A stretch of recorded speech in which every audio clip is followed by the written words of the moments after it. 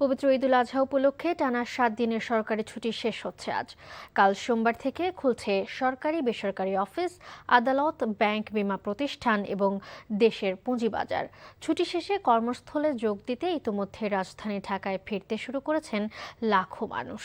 এবার ঈদুল আজহা উপলক্ষে ২৫ মে থেকে ৩১ মে পর্যন্ত সরকারি ছুটি ঘোষণা করা হয়।